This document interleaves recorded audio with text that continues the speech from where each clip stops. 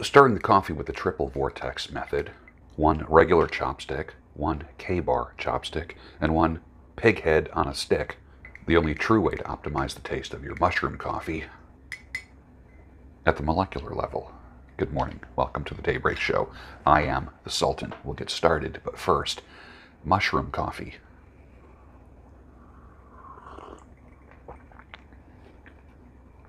Magnificent. With heavy cream, half a teaspoon of Sacred 7 mushroom mix. It's a cold, rainy day, and life is good. Let's get started here. One of my favorite writers says this. His name is Rick Bragg. There are no good writers that don't read. Someone says to me, I'm really not good at writing. That's because you've chosen not to read. It's not that you're not good at reading. It's just that you don't read. You don't read. You'd rather watch television or look at a picture book or watch YouTube videos than read. Reading helps your writing. Reading helps your talking. Reading is like working out for your brain. Got big muscles here, but small muscles here. Reading is the workout. If you hit the literary gym as much as you hit the iron gym, you might be somewhere different in life right now, operating with a different level of people. Instead of trying to be the smartest guy in the room, you would know your goal is to be the dumbest guy in the room, so you can learn from everybody. Instead, you want to be the Pied Piper of retards. Enough already. Most of you are too young to remember. Get up and change the channel. Children are the original remote control or the original antenna adjuster. Move the antenna a little to the left. Bring that piece of foil down.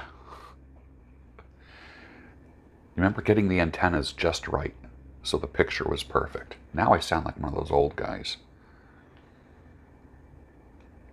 There's a possum outside. And he is the cutest thing in the world. Like ugly cute. He just finished eating. Boy, they're kind of late. Usually they're there at about 10 o'clock at night. I'm usually long gone by 10 o'clock at night. One too many times I twisted the gate. When I was crazy, I thought you were great. I kept my renditions of You on the Wall, where holiday romance is nothing at all. It's all I can do to keep waiting for you. It's all I can do. It's all I can do. The Cars, 1979.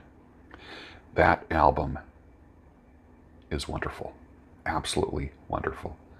If you don't have the Cars' first album, I don't know what to tell you. It's just a classic, absolute classic. The second album is very good too. If you just got the first two albums, the Cars, you would discover the magic of the Cars. Well, so much for the law of attraction, which I'm not a huge fan of, by the way, but I get the idea. All these people crying racism everywhere could actually be bringing racism on themselves. Think about this. If it's true that you move in the direction of your most dominant thoughts, which I do believe that's true, if feeling hated, ripped off, and cheated, excluded, and discriminated against is your primary way of thinking, or it's always just below the surface of your thoughts, then guess what will be happening in your life? All of that stuff. You brought it on yourself. Just a reminder for anyone who's not living in the Philadelphia area, tomato pie is not pizza. Can we just make that clear? And I'm warning you, I bet you can't eat just one slice of tomato pie. You can't. You can't eat one slice of tomato pie. For me, tomato pie, I can probably eat a quarter of a tomato pie. Tomato pies are made on a pan, like this, the same way Sicilian pizza is made on a pan. But it's not pizza. Don't call it pizza. And they sell them in halves, quarters, and wholes. I can eat a quarter of a tomato pie, which is probably this by this. Get on up on the floor, because we're going to boogie, oogie, oogie, till you just can't boogie no more. From the musical group Taste of Honey in 1978. I did enjoy disco. It was a nice departure from classic rock.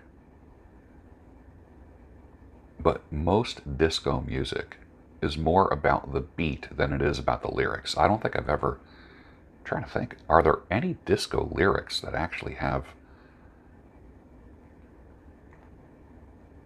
engage any brain cells? Right? Like, disco music is not exactly Yes. It's not exactly Emerson, Lake and Palmer. It's not exactly Rush. But the beat was always fun. But the lyrics will just make you go brain dead. Here's a Wednesday laugh for you. Here's a sticker from the returns department in a store.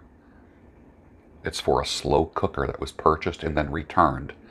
Why was it returned? It cooks slowly. Truth is always stranger than fiction. One of my favorite memes of all time is from an icon, an Orthodox icon of St. Nicholas, otherwise known as Santa Claus or St. Nick in the Western world, but the original St. Nicholas. I came to give presents to kids and to punch heretics, and I just ran out of presents. He was a contender for the faith. He was not the smiley, rosy cheek guy that comes down a chimney and eats cookies and milk that you leave for him and has a sleigh with 8 reindeer. Look up the original St. Nicholas. It'll blow your mind and your faith. Here's an old joke, and I'm not a big joke teller on the Daybreak Show, but this is always worth repeating at least once a year. The Husband Store. A store that sells new husbands just opened up in New York City, where a woman may go to choose a husband. Among the instructions at the entrance is a description of how the store operates. You may visit the store only once. There are 6 floors, and the attributes of the men increase as the shopper ascends the flights. There is, however, a catch.